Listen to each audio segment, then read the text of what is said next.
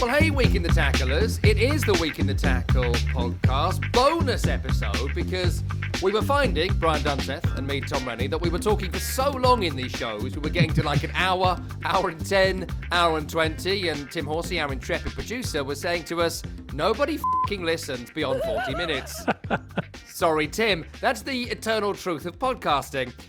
So we're cutting the shows to 40 minutes, but Danny and I are annoyed by that.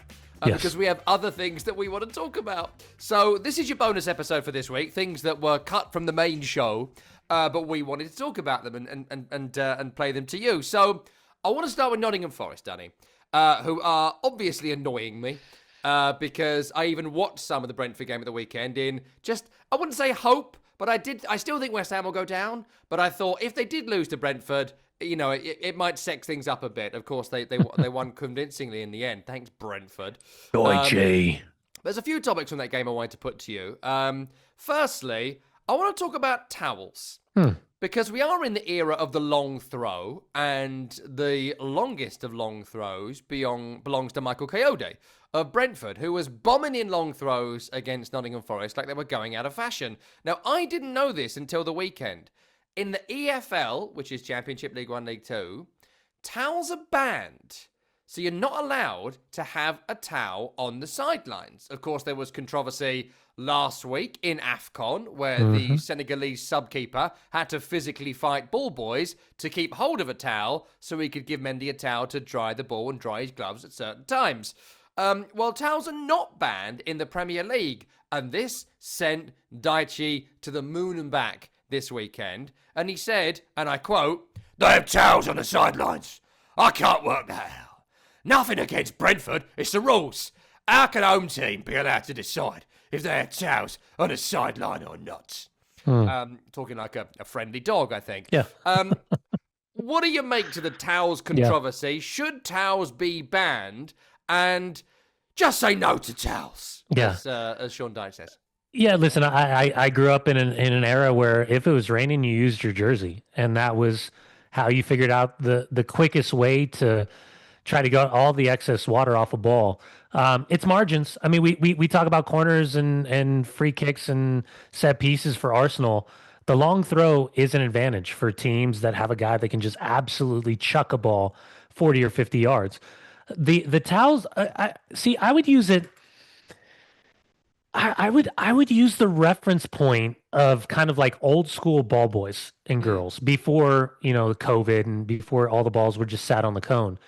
The ball boys and the ball girls would be on the sideline, and they were taught how to manipulate the game, right? They were taught how to speed it up, slow it down. There's the infamous story of Tottenham Hotspur where the ball boy sped the play up, and Jose Mourinho's side at the time scored a goal, and he brought the ball boy in and introduced him to the team and had lunch with the team, and it was because the Dunsethery of the game. I can remember Johnny O'Brien, U.S. legend, telling me a story about how at Ajax they were taught how to be ball boys at the field, Ajax Stadium, because they were taught the nuances, how to start it up or how to speed it up, how to slow it down. And if the opponent was coming to get the ball from you, you kind of just dropped it and it was like sideways on the hill and it would kind of roll away from them. Versus like if the Ajax players like Frank Rijkaard and the De Boer brothers were coming at you, you chucked it to them as quickly as possible. And so you learned how to speed the game up, slow the game down, see the game out, all these things, try to go for the jugular and get the winner. I would equate, the towel situation to having like the ball kids on the side and like chuck the towel to the guy and he wipes it off and, you take advantage of it. So again, margins. So would you ban or not to ban? What would you do? I don't care. I really, I'm making you care. I'm forcing you to care. I'm fine with it. I don't have a problem with it. Yeah, I don't have a problem with it. Yeah, Is it beneficial? Yeah. Is it a small margin? Yeah. I don't have a problem with it. In America, that country what you live in, there's most of your sports are throwy things, right? Yeah. Is there I assume in American football, there is a glove, like a glove with like a sticky glove, like a Spider-Man glove kind of thing? Could Michael Coyote, is it banned to wear sticky gloves? Because you can wear gloves. Could he get gloves with like little sticky bits on if they get rid of towels? Is that so? It's funny. I just ended up, literally yesterday, I Amazon primed some gloves for the boys, and they were the Adidas gloves because they train at night and they're outside and it's freezing here in Salt Lake. But I got the ones with the sticky part just because I Oh, you was can get thinking to them. myself, yeah, so they've got a little bit more stick and nowadays you need, some of the gloves that you have like for runners and stuff when they're out, they're usable for like iPhones and stuff. Like you Oh, can still yeah, use your yeah. iPhone and all that stuff. So yeah, I mean you can use gloves. I know there's players that use gloves all the time that have a little bit more sticky on it. Um, yeah, again, I think you got to prep for everything, and I think that there's here we go. Got to get a towel coach. We got him. We That's got him. that's gonna be the next hiring process on LinkedIn for Arsenal for Mikel Arteta's side. Are you a towel coach Are you an that we can expert in cotton fibers? thickness, durability, cotton fibers, towel coach, Arsenal? Can you take out the moisture from a towel in 30 seconds before someone takes a throw? Can you tolerate listening to Mikel Arteta for more than 3 minutes? We've got a job for you. Are Sign you up. offended by the word moist? It is gross, to be fair. Yeah. One other quick bit from that game I wanted to ask you about, only because it's a personal pet peeve of mine. So Taiwo Awoniyi scores a fantastic goal. What a And just run, right? sidebar on him. Yeah. He was in an induced coma in like May for that abdominal injury where he collides into the post. He's really struggled to get back anywhere near it. That's this what season. Marinakis was really mad about, just so you know. What? That's why he ran on the field and went after Oh, Nuno. sorry. Of course, it was Yeah. the Nuno thing. It was the Yeah, same game. yeah, I forgot yes, that was the that same was it. game. Yeah, that was it. So in many ways, I shouldn't care for Taiwo Awoniyi because he's the reason we have bloody Nuno. Anyway, we'll see if we stay up. Probably not. But it's a great goal and it's a great story and all of that. And I'm really happy for him. You know, he seems like a good guy and all that. So to come back from being in an induced coma to scoring a goal like this, and it's brilliant. Like he gets on the end Great of a nothing run. toss ball forward, classic drop of the shoulder, beats the defender, blasts it past the keeper. Brilliant, just a brilliant goal. But then I noted that it went down as an assist for Morgan Gibbs-White, and I just thought, off. Sorry, Tim. Now, there are assists in football. There are crosses, there are cutbacks, there are brilliant bits of skill and creativity that lead to a goal being scored. This is just a pump up field down the line to Awoniyi. He has so much to do Yeah. that there's no assist here. And to give him that, I don't know. It kind of makes a farce of the whole thing. And I know some things count and some things don't. And we've talked about having a pre-assist and whatnot. This should just go down as nothing. Or like a complete pass. So to give him an assist, and only because like we're in this age where it's like TikTok people like, oh my days, 11 assists this year for Morgan Gibbs-White. That player is sick. And Goal it's like, contributions. one of them was a pump up the field to nowhere. Into Like, I'm space. sorry. Yeah. Danny, it shouldn't count. And it just annoys me. It triggers me. Well, it's funny because when I didn't watch the game, I only watched the highlights. And when they started this, I was like, why are they cutting it so early? Just this ball being played into space. And all of a sudden he kind of like steps over it. I was like, oh yeah. I was like, big man in space. And then all of a sudden, whoop, whoop. And I was like, oh, big man in the 18-yard box. And then he went, whoop, whoop, whoop. And then all of a sudden, ball hits the back of the net. And you're like, holy crap, what a great goal. Yeah, listen, goal contributions, man. I know they're pet peeves, but somebody had to pass him the ball before he scored. Yes, I guess. So that means that we give the assist for one of the Bournemouth goals the weekend to the Wind against Liverpool, I guess. Does the Wind count? I don't know. It's the Right. wind and the out. That was the pass before the pass because it's the outside of the right foot from Virgil van Dijk that ultimately is the assist. Yeah, global warming, one, the rest of us nil. That's probably true. One other thing I wanted to ask you about was the West Ham game at the weekend. Oh, Hope, how fleeting you were. Great performance from West Ham and all that, but Sunderland were triggered. They were massively triggered. They're not used to getting beat this season, and they were beaten handily by West Ham, who were not flattered to be 3-0 up at half-time. A lot of that, though, was down to Granit Xhaka not being there, I think. And Granit Xhaka either failed a late fitness test or there was some hope he could play, but on the day he couldn't. And now I don't know exactly what happened here, so I reserve the right to change this if something comes out that's particularly offensive. But from all the information I have at the moment, there isn't. There's just standard sort of fan-to-player sort of banter. And considering how big this stadium is, it's incredible that they got fans anywhere near players, but that's by the by.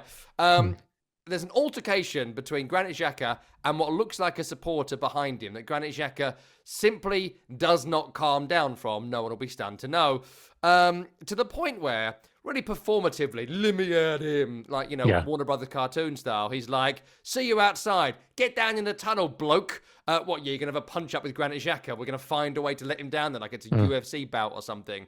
Like, ridiculous. Granit Xhaka came out like a complete tit. I won't fully defend, like, the fan, because I don't know exactly what they said, but I would also say it is part of what they're doing there is to get under your skin and to wind you up. That's sort of the combative nature of fandom that we've encouraged.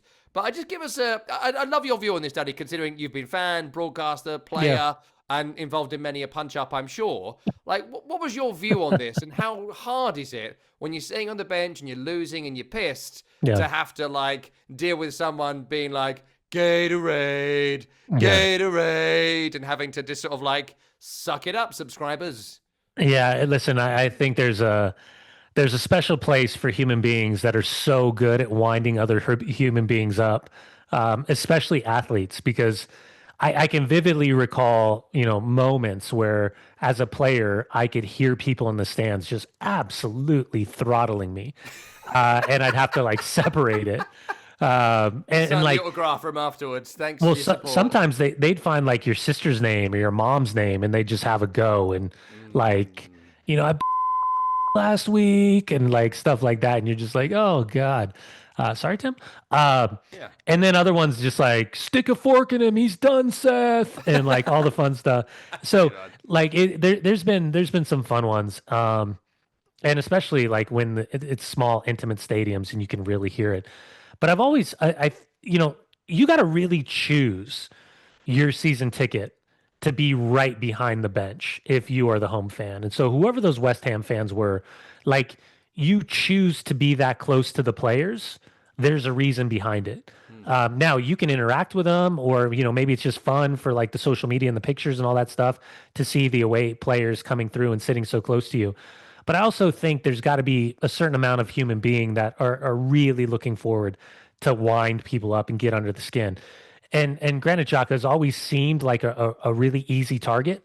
And he's created it to himself, to a certain amount because, during the end of his tenure with Arsenal, when the Arsenal fans were really digging in on him, seeing when he was doing this one and giving him the, the old whoop, that just makes it really easy. You could be a wind-up merchant like ourselves and be like, oh, I'm gonna get the best of him, right? I'm gonna get his goat. I'm gonna get under his skin. The funny part is we also live in a world where people need to be punched more. And the amount of people on social media that feel as though they can say whatever they want to other human beings without any reciprocation, quite frankly, is extraordinary to me because I've been in moments in my life where I got a long memory and I've called people out and like, oh no, dude, I was just joking. Oh yeah, no, you're just joking because I'm standing here in front of your face. So I thought it seemed fun. It seemed even more hilarious when Granit Xhaka's teammates started to get involved and the stewards had to come over. And I just wonder what this guy said or what that group said to get underneath his skin as much as they did. But the whole like, meet me in the tunnel. Come on, put your dukes up. Like, it's never going to happen. No, never going to happen. Kind of wish it did, though, like hockey. Like, if you want to have a fight with a fan, let's see it. Let's do it. A full minute. Just everyone just, like, pause, put them in some sort of bubble or box or maybe down the tunnel, and we see who walks out. And whoever walks out has to play second half. I think that seems fair enough. I did see an interview with Paddy the Baddy the other day when they were talking about him cutting weight and him doing whatever. And the guy's like, he was like, come on, mate. Like, you're an electrician. Like, don't tell me what to do. Like, you're a plumber. Like, don't tell me how to cut weight and prepare for my fight. And it was just like that one moment where you're like, yeah, man, these guys are so much better than you, which is fine. You're a hardworking, paying for your ticket. You have the right to think and say whatever you want. But the reality is also there's a majority of these guys that would knock the out of you. Sorry, Tim, if you got involved with a punch up. Yes. Because a majority of these guys are competing and it's like life or death for them, the competition at the highest level. And so just to think that you can say whatever you want without fear of getting completely just the shit kicked out of you. Sorry, Tim. At the end of the bonus episode, come on, bud. Come on. Sorry, Tim. Poor Tim. Yeah. But yeah, I agree. And there's not enough people that are afraid to get hit anymore. That's a shame. It hurts. Not that I'm encouraging violence. It hurts. It certainly does. I don't ever want to get punched in the face again, and only deserved it some of the times. Anyway, that's our bonus episode for this week. Thank you, Brian Dunny Dunseth. Apologies to Tim Horsey, who produced the programme. There are more beeps in this than the proper show, which came out a couple of days ago. I'm Tom Rennie. More Week in the Tackle to come next week. Subscribe everywhere. We'll see you next time. Thanks, everyone.